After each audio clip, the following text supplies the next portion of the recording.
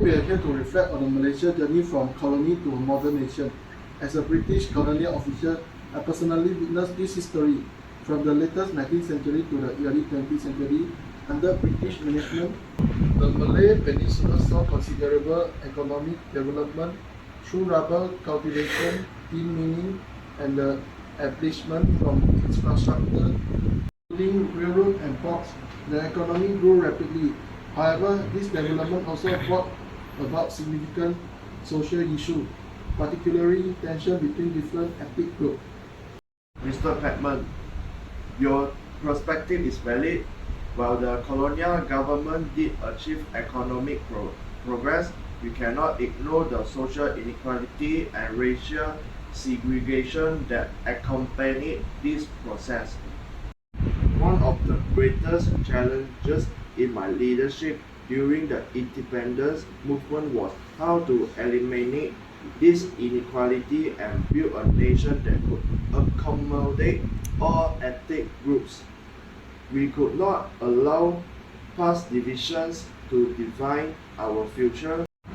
Therefore, after independence, our government emphasized the importance of national unity and sharing resources. You made some difficult decisions as a member of the Chinese community. I remember that during that period, while we had an important economic role, we faced many political eliminations. We often felt marginalized in national decision making. The arrival of independence gave us the opportunity to strive for equal status, especially in political participation. I took part in many political activities, encouraged greater Chinese participation in national affairs, and advocating for more rights for the Chinese community. Speaking of equality, one of the greatest challenges post-independence Malaysia faced was how to handle the economic transformation. By the 1980s, Malaysia's economy was no longer solely dependent on agriculture. Modernization and industrialization became key to the nation's development.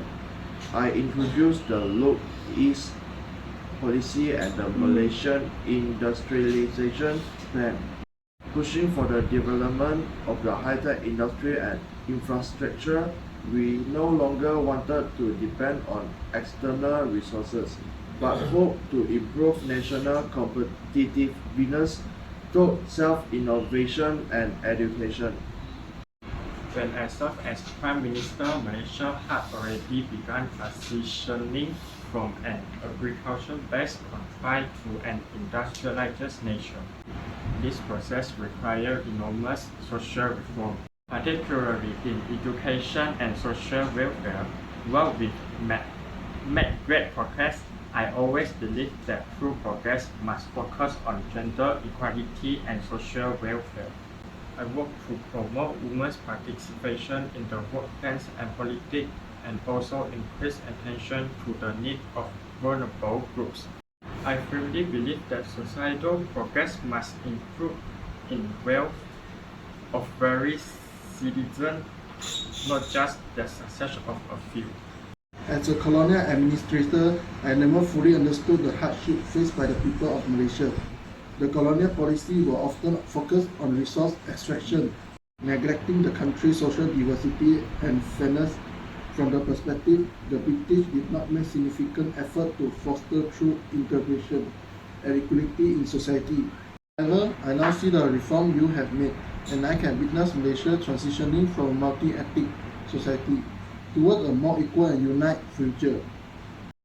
Indeed, one of the greatest challenges in the early days of Malaysian independence was managing the relationship between different ethnic groups. Malays, Chinese, and Indians have different cultural backgrounds, language, and histories, and we had to find a common foundation in this diversity.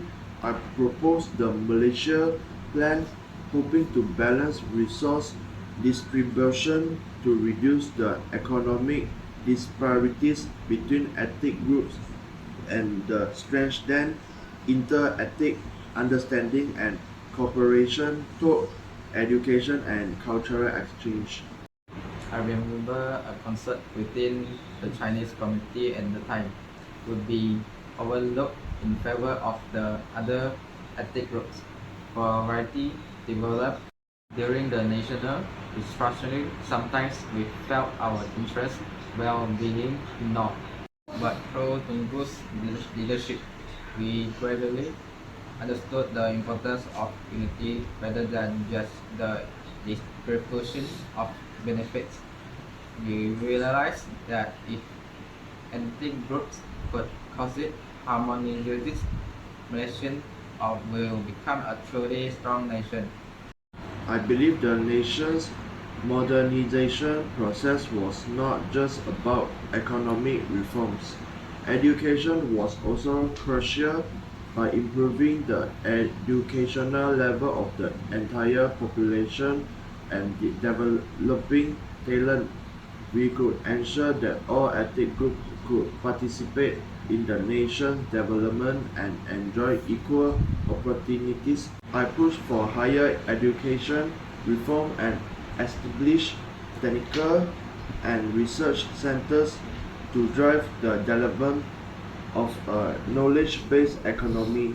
Malaysia's future would no longer rely on traditional industries but would thrive through technological innovation and global competition. I believe social progress should not be measured by economic development alone. Malaysian multicultural is our unique strength. I am convinced that while we pursue economic prosperity, we must also focus on improving social fairness and welfare. The rights of women, children, the elderly, and the impoverished must be protected. During my time as Prime Minister, we implemented a series of measures to improve the social welfare system, striving to create a more fair and loving environment throughout the society. Back on this history, I cannot help but think about how Malaysia has transformed from a colony into a modern, diverse and prosperous country. The process has been incredibly challenging. Each of you has made significant contribution to today's Malaysia. You have not only brought about political and economic changes but have also pioneered new chapters in ethnic relations and social reform. Every generation has its responsibility to face the challenges history gives us. Under our leadership, Malaysia successfully moved towards independence, but even after independence, the question of how to handle ethnic relations, how to develop the economy, and how to improve social fairness continue to demand our efforts. I believe that only when every ethnic group feels equal and respected can a nation remain stable in the long run. We all hope Malaysia will not only be an economically strong country but also a society where ethnic harmony and cultural inclusion thrive. I believe Malaysia's future lies in innovation and inclusivity. Economic development and technological progress must go hand in hand with social harmony. Only through reform, education, and innovation can we ensure the continued prosperity of the nation and create more opportunities for every citizen. Exactly, we must build a future for Malaysia that is more inclusive and equal, where everyone has the opportunity to realize their dreams. See that, despite the vast differences between my time and yours, I deeply respect your ideas and effort. Malaysia's history is far from over. It is constantly being written into new chapters. Yes, history is an ongoing process and each of us leave our mark in it. In the future, the story of Malaysia will continue to be written by you and the leaders of tomorrow. Gathered here today to reflect on the history of Malaysia. As a British colonial officer, I witnessed firsthand how the Malay Peninsula underwent economic transformation under colonial rules. From the late 19th to the early 20th century, industry like rubber plantation and tin mining integrated Malaysia into the global economic system. While this development brought economic growth, they also deep societal division. Different ethnic groups, especially the Malay, Chinese, and Indians, became the more distinct in their roles. The colonial government enforces racial segregation policy, assigning different groups to specified industry and regions. This policy profoundly shapes the social structure. Mr. Peterman, the racial divisions you mentioned were a significant challenge for us. Although colonial policies spurred economic growth, they failed to address the inequalities between ethnic groups. As a leader of the independence movement, I realized that true independence requires not only breaking free from colonial rule but also resolving the deep racial divisions and societal injustice. During the independence struggle, we emphasized building an inclusive nation that accommodates the interests of all communities, independence and rebuilding ethnic relations. Through your leadership gave the Chinese community opportunities to contribute to nation building. Days of independence, we faced the challenge of balancing the interests of various ethnic groups. The Chinese community made significant economic contribution but often felt included politically. There was a sense of uncertainty about our position in the new nation. Independence brought new opportunities but also uncertainty about the future. Thanks to the effort of your administration, the Chinese community gradually gained more political participation. Indeed, after independence, one of the biggest challenges was fostering unity among ethnic groups through policies.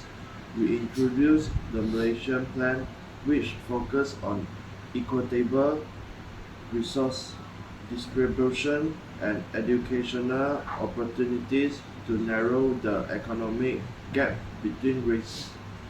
At the same time, we promoted language and cultural exchange to encourage understanding and cooperation between different communities. We believe that only on the foundation of national unity could Malaysia truly prosper.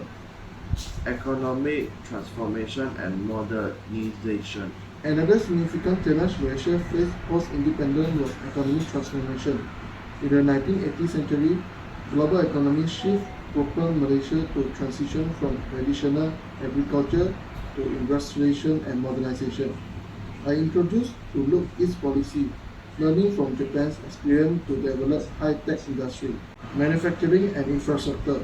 This was not just an economic shift but a comprehensive societal reform to reduce dependency on foreigner resources and foster innovation and education system. I remember during my tenure as Prime Minister, societal reform became a key focus. Malaysia evolved from an agrarian economy to an industrial nation, but the transformation was not without challenge. Ensuring that all societal layers benefit from this progress, particularly women, children, and the underprivileged, was critical.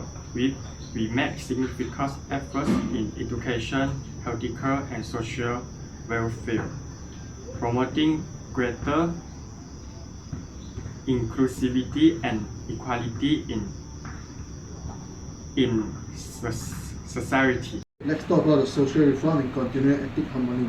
Looking back, I realized that while the economic development during colonial times laid a foundation, its negative impact left deep scar on society. The colonial government did not truly consider the diversity of society but instead witnessed racial and class division. Today, your reform has created a fair and more united society. Seeing Malaysia move toward equality and, in conclusion, filled with me administration. Our independence was not just about political liberation but also the beginning of societal integration, addressing the relationship between Malay, Chinese and Indians and resolving economic disparities were crucial responsibilities for our generation. Through education, cultural exchange and social policies, we strengthened national unity while advancing societal progress. As Tunku mentioned, education and culture exchange are key to national unity. Through reform, we gradually overcame past division, particularly within the Chinese community, fostering a stronger sense of national identity.